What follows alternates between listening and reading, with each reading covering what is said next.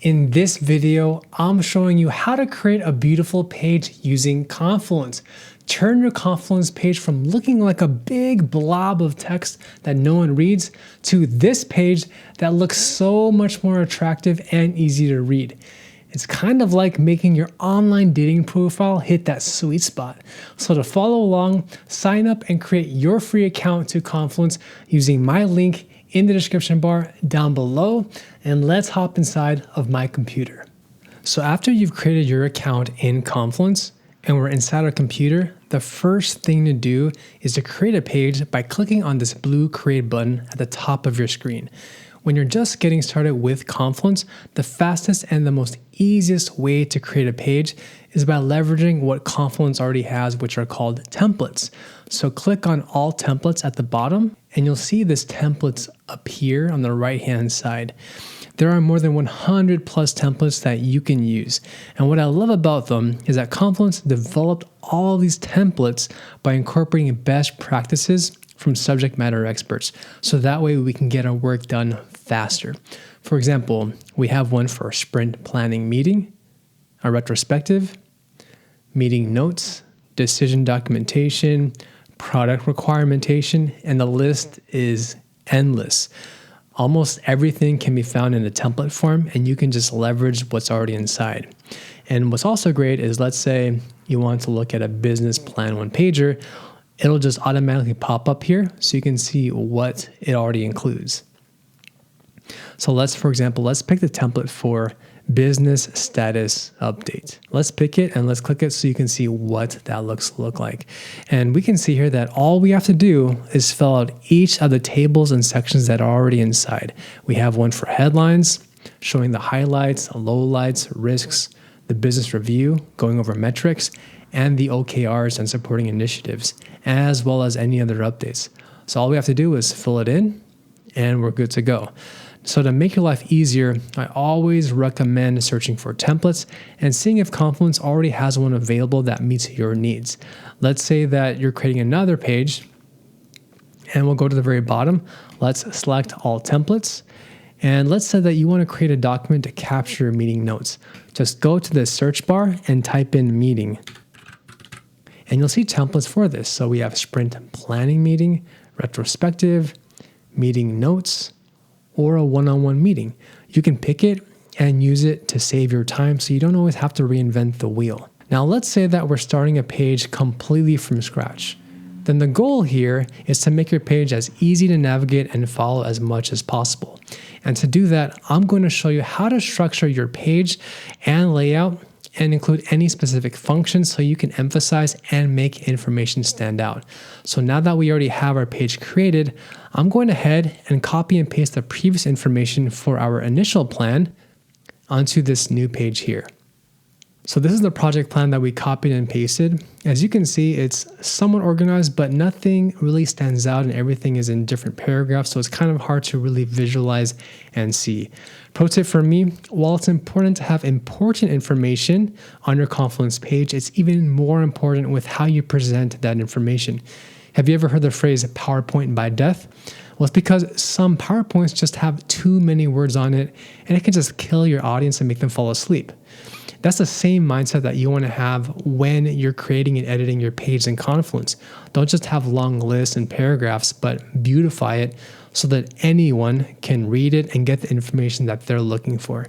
By the way, if you're getting value out of this video, don't forget to smash that like button because it inspires me to keep creating high quality content just like this. So with our page, let's first add a page title so it conveys what this page is all about. Here's my personal guidelines. Keep your own naming convention for how you name your pages. That way it's easier for yourself or your team to find out. For me, I like to make my titles explicit so it's clear what the document is, and I also include a timestamp of the date it was worked on. For our example, let's call it project plan followed by the date. So 2024, let's say it's August 10, and then we'll put a comma and say what the revision is, so initial draft. Trust me, but adding a timestamp here helps out when you're looking back on files and you're not really quite sure when the document was created and you need to make some changes. I also like to add in some emojis to my title so it's a little bit more visually appealing. If you're using Windows, then press the Windows key plus semicolon or Windows key plus the period button. Now, if you're using a Mac like I am, then press Control, Command, and Spacebar, and you'll see the emoji dialog box appear on the screen. I'll go ahead and I'll add an emoji for a notebook. And right away, it gives just a little bit more flair to your page. The next thing that you can do to beautify your page is by adding in a header image. Just hover over this top part here and you'll see that you can add a header image. Think of this header image as, like the first thing that your reader sees. It's kind of like the glass shelf you see when you visit a bakery. You see all of these desserts and you want to buy one because they look so tasty. And for me, that's why I always buy croissants, especially the hot chocolate or the matcha flavored ones. Please keep in mind that using a header image is completely optional, so use your discretion here and also, of course, comply with your organization's policies. Hover your mouse over the page title and select Add Header Image. Left click inside of the search bar and let's type in strategy. And we can find any kind of images that best suit what we're looking for. For our example, let's say that we like this light bulb one. And so it'll appear right here and you can drag and reposition it to where you think makes the most sense. Now here's a caveat, only add an image if you have one that communicates the purpose of your page. And of course, if you can't find an image to use, then feel free to add a neutral colored image or just don't add anything at all. Now the next thing that I like to do is to add 2 lines right above this to indicate the document status and the current date of the document. So to do that, let's go ahead, let's press enter 2 times, and we'll enter in the word for status followed by colon. We'll use the status macro to indicate our progress with our document. For now, let's pick the orange color to show that it's in progress, and we'll type in progress. And let's go ahead and let's add in the date below it. And let's add in the date macro as well. And we'll choose, let's say that's actually August 10, as we're talking about in this. And let's go ahead and let's bold this text. That way it pops out. Now, the next important thing that I always like to do is adding a panel right after this section. So that way it catches the eye of the reader. Put your mouse cursor at the very first line and then press enter so it creates a little space for you. So we'll create 2 right here. Now that we have the 2 spaces created here, let's type the / key to access the macros window and then type the word info and we can pick the info panel macro. What this does is it creates a visualization of a high-level information of what this page purpose is for. So in that case, my guideline here is write 1 sentence about what the document is, keep it short, sweet, and to the point. Pro tip from me, if you click on your panel, you can change the type of panel that's being displayed by exploring each of these buttons right here. So we have info panel. If we want a notes panel, maybe it's a success, maybe you're trying to showcase a warning or a caution sign, or maybe it's an error. But for our purposes, let's leave this as an information panel for now. So the next thing that I like to do is use layouts to format the screen itself. That way the text itself is more readable and scannable. At the beginning of this page, let's add a 2-page layout.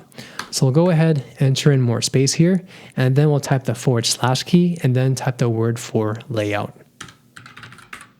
We'll choose a layout macro, we'll pick it, and then you'll see this 2-column layout up here. You can change this however you'd like. So you can have 2 columns, 3-column layout, a right sidebar or a left sidebar layout, or even 3 columns with a sidebar layout. For our page, let's pick the 2-column layout. In the left column, let's have this information panel appear on this left-hand side. So to do that, left click this, click on copy, right click, and click on paste. And now this has been copied and pasted inside of this left column. And we'll go ahead and we'll delete the one that we created earlier. Now for long pages like this one, For example, sometimes it's really helpful to have what's called a table of contents that gives the reader an overview of what the page will contain. So in this right column, let's add in the macro for table of contents. So again, let's access the macro key and we'll type in TOC.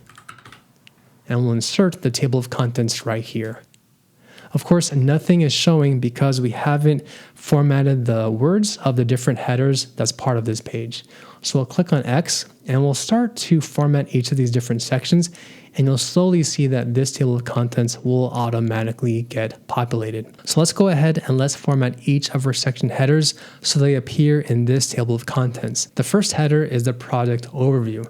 Select this text with your left mouse button, and in the top toolbar, choose the drop-down menu that says normal text, and let's pick heading 1.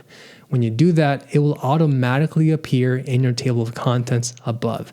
As my general rule of thumb, use the lowest number, so heading 1, to indicate the top level section, and then use the subsequent numbers to indicate any subsections.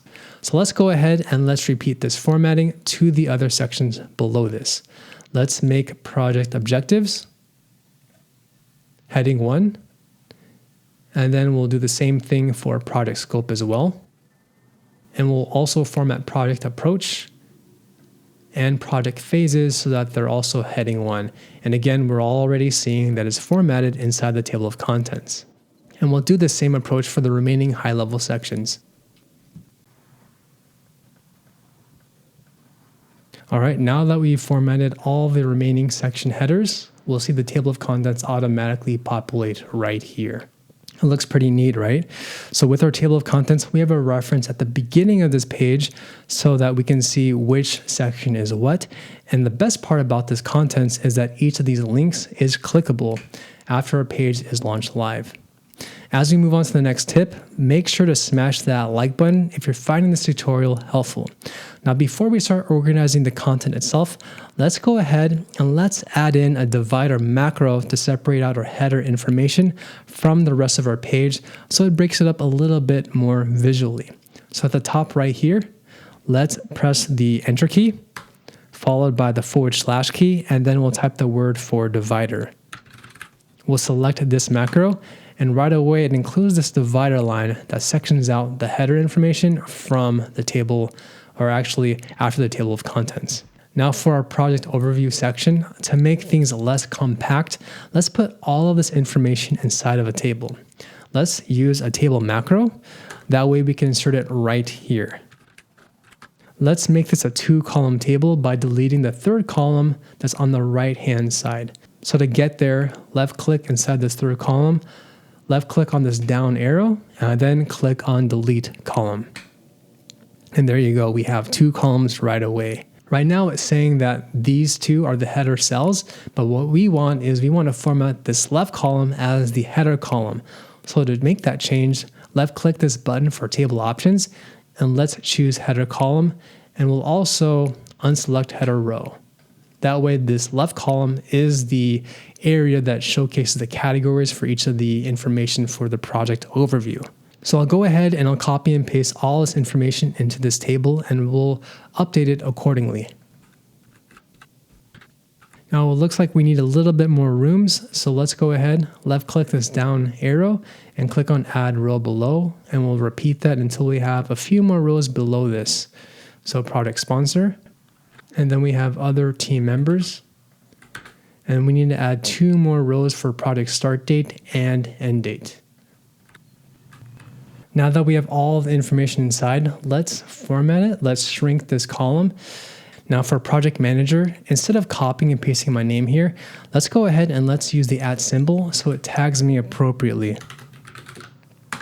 And what's great about Confluence is that you can do the same thing for all of the other team members. So we have Jim Halpert as a lead engineer, Michael Scott as a product sponsor, and Pam Beasley, Dwight Schrute, and Andy Bernard as the other team members. Bonus brownie points to you if you ever watched The Office, one of my favorite shows that I watched when I was in college. Gotta love Michael Scott. If you ever watched The Office before, definitely smash that like button and leave me a comment down below because I'd always love to meet another fan of The Office. Let's clean up this table and let's go ahead and let's bold this text here so it stands out. And we'll also change this background color so it's a light blue color, and that way it pops just a little bit more. Now for our project objective section, let's divide these talking points into an action items list so it's clear what the goals are. To do that, let me show you the keyboard shortcut for action items. Type the backward bracket followed by the forward bracket and then press the space bar. And this will automatically convert into an action item list that you can add action items into. So let's go ahead and let's copy and paste each of these goals into this list right here. Let's delete this part here so it's a little bit more cleaner. And let's bold and underline some of the key text to give more emphasis to the critical goals that must be met. So for example, let's say the goal was to launch the software application on schedule by end of Q4 2025. I will bold and underline this text. That way it stands out a little bit more. And then the number for 100,000 downloads, I will also bold and underline it.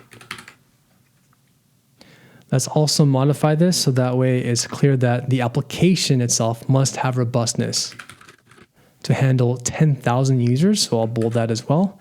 And I'll reformat it so it starts with a capital A for application. And that looks pretty good. Now for project scope, let's clean this up and let's also use a table here so it's clear what's inside and outside of scope.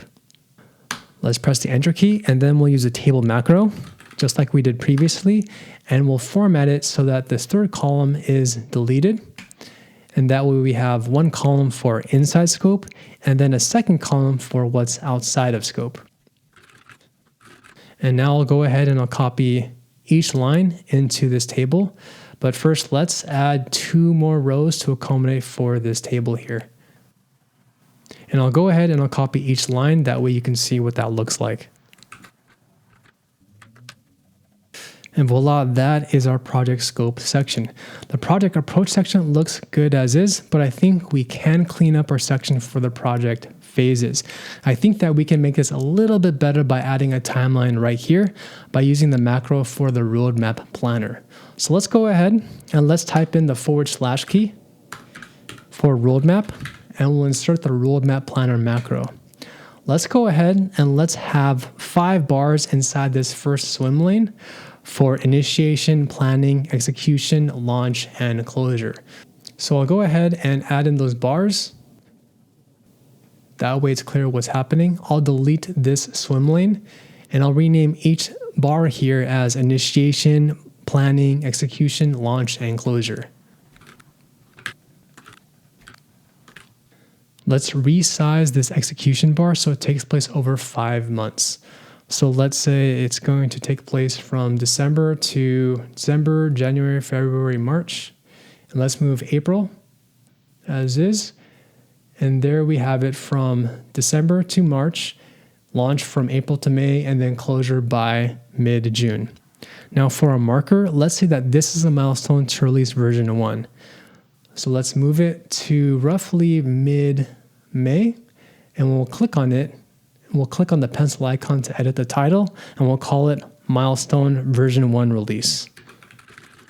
We'll click on Save, and that's currently the high-level timeline. Before we do anything, make sure you click on Insert, and that will automatically put in your timeline, or at least your high-level roadmap inside of this section here. If ever you need to edit this roadmap, left-click it once, and this toolbar will automatically appear. Then select the pencil icon button and you'll be able to edit your timeline like I showed you earlier. For now, let's click on close and we'll back into the page itself. Now for the project deliverables, let's go ahead and let's put each of these deliverables into a bulleted list of action items. Now if we go to the other sections, everything looks pretty organized. Now for the conclusion section, let's make this last sentence stand out. And we'll do this by using what's called a quote macro. Select the last sentence. Let's press enter a few times. And let's type in the / key followed by the word for quote. And I'll copy and paste this section and I'll drag and drop it into here. And there you go. That's how you can make this conclusion part stand out. Let's also compress the remaining areas above the conclusion area into 2 column layouts. That way the page is more compact. We'll create 2 page layouts for the section for project deliverables all the way down into quality management. So let's go ahead and let's add in that 2 column layout by typing the / key followed by the word for layout. And we'll leave it as 2 columns. And what I'll do is I'll copy this and I'll paste it several times. That way we have it for the other sections inside of this page. Now what I'll do is I'll cut and paste each of these sections into each of these layouts, and I'll show you what that looks like.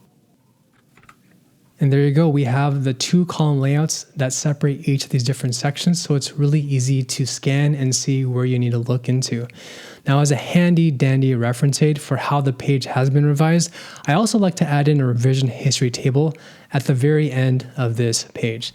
So let's quickly format this so that the conclusion section is right after these 2 column layouts. And at the very end of it, I'll go ahead and I'll use the macro for change history. So let's type in / key and then the word for change.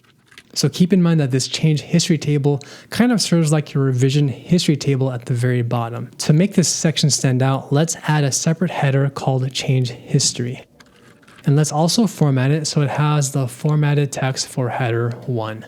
So this is our change history table that shows any kind of changes that have been made to this specific page. So if we scroll all the way to the top, we'll see that it's been added to this table of contents right after conclusion. Let's click on publish so you can see what the actual publish page looks like so far. So when you click on publish, you have the image, the title, an overview of the status, the date it was written, an information panel, as well as a table of contents, and then all the information related to this project plan.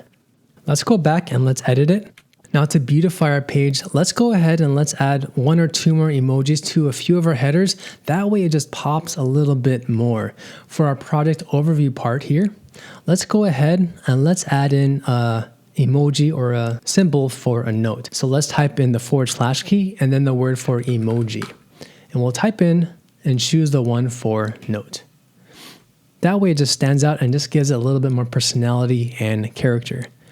Let's add in another emoji for project scope. Let's say that this is going to be something else. So let's say that it's goal net. And I'll leave those emojis for now. And of course, you can feel free to use your own discretion into what you'd like to add into this. For change history, let's go ahead and let's use an emoji for a pencil. And there you go. That way it looks just a little bit more unique and gives a little bit more flair into some of the different section headers when someone else looks at your page. All right, so everything looks pretty good. Let's click on update and the page itself should go live. And we scroll to the very bottom, we can see now that the change history has version 1 and the current history. So this is how we have beautified our page inside of Confluence. So it's a little bit more visually appealing and it's easy to find the information that your team and your leadership needs to find. As you start to use Confluence, I encourage you to play around with each of these features and the macros to create your own pages. Now, in the spirit of continuous improvement, to learn everything that you need so that you can use Confluence from start to finish, watch my free course on how to use Confluence, and I'll see you in the next video.